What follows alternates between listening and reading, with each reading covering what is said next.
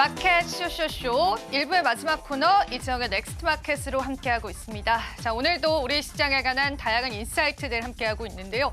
오늘 같은 경우에 시장이 좋지는 않죠. 그래서 우리가 또 마침 마지막 거래일을 앞두고 어떤 전략을 세워봐야 할지 저도 고민이 많았습니다. 그래서 다음 주 넥스트 마켓을 위해서 우리가 챙겨봐야 할 이슈들 챙겨보면 좋을 것 같아서요. 일정적으로 한번 다음 주 시장을 풀어보도록 하겠습니다. 중요한 일정들 많으니까요. 저와 함께 팔로우 해보시면 좋겠고요. 다음 주 같은 경우에는 우리가 굵직한 일정들 하나하나 준비되어 있습니다. 어떤 일정들 있는지 먼저 키워드로 체크해 보도록 하죠. 일단 미국의 PMI 지표가 발표가 나면서요. 이 스태그플레이션에 관한 우려감들이 다시 도래할 수 있을지가 시장의 관심사가 될 것으로 보이고요. 그리고 MWC 2025가 개최가 됩니다. 바르셀로나에서 열리는 가장 큰 IT 전시회다라고 보면 되는데요. 이때 또 시장의 테마가 형성될 가능성이 있기 때문에 체크해 보시면 좋겠고요. 앞서도 말씀드린 것처럼 중국의 양회도 개막이 됩니다. 양회 개막에 따라서 또 중국 관련주들의 움직임들도 여러분들이 한번 체크해 보시면 좋으실 것 같습니다. 그리고 또 우리가 하루 쉬고 화요일 날 대체거래소가 개장이 되는데요. 이 대체거래소 활용법까지도 오늘 저희가 내용으로 준비했기 때문에요. 한번 살펴보시면 좋으실 것 같아요. 자, 일단 MWC의 2025에서 또 중국 기업들이 선전할 것으로 알려져 있습니다. 옆에 보이시는 표 같은 경우에는요. 이 통신산업 관련해서 중국이 얼마나 발전했는지를 나타내는 그러한 표다라고 보시면 되는데요.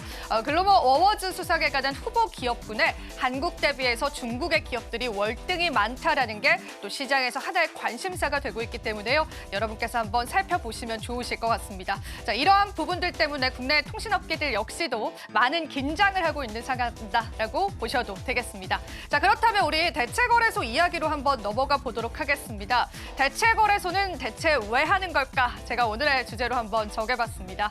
자, 일단 대체거래소가 어떤 건지 그 의미부터 파악해 보실 필요가 있을 것 같은데요. 기존의 한국거래소의 독점 구조를 해소하기 위해서 사실상 한국에서는요, 2013년도부터 법적인 근거를 마련했지만요.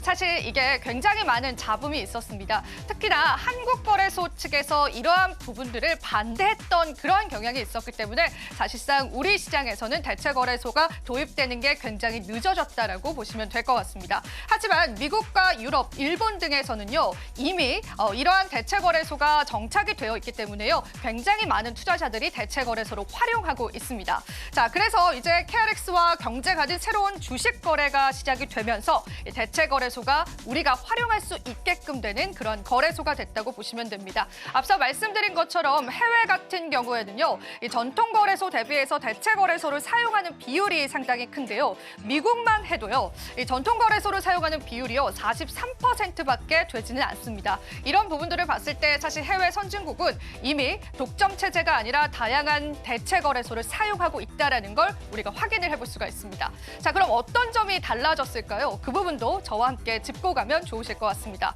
자, 대체 거래소 같은 경우에는 언제 거래가 되는지 살펴보실 텐데요. 일단 우리가 기본적으로 정규장 같은 경우에는 8시 30분부터 또 오후 3시 30분에 마감을 하게 되죠. 그런데 이 대체 거래소가 생기면서 프리마켓이 생겼습니다. 오전 8시부터 여러분들은 거래를 하실 수가 있고요. 그리고 장이 마감된 이후에 애프터마켓에서도 우리가 거래를 할 수가 있습니다. 총 거래 시간이 10시간이 넘게 늘어났습니다. 그 부분에 따라서 우리 투자자들의 다양한 선택지가 생겼다라고 보시면 되겠습니다. 거래 시간이 확대됐고요. 새로운 주문 방식도 추가가 됐는데요.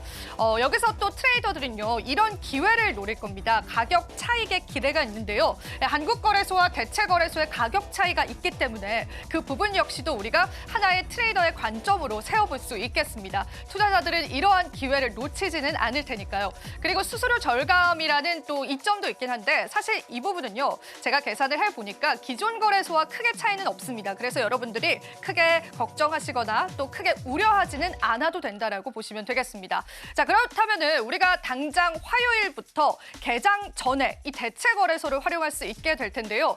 오늘 아마 많은 분들께서 증권사에서 오는 문자 메시지를 받으셨을 것 같습니다. 대체거래소를 활용할 수 있다라는 그런 문자 메시지가 많이들 들려오더라고요. 자, 대체거래소에 관해서 어떤 종목군들이 먼저 거래를 할 수 있을지는 잠시 뒤에 좀 짚어가 보도록 하고요.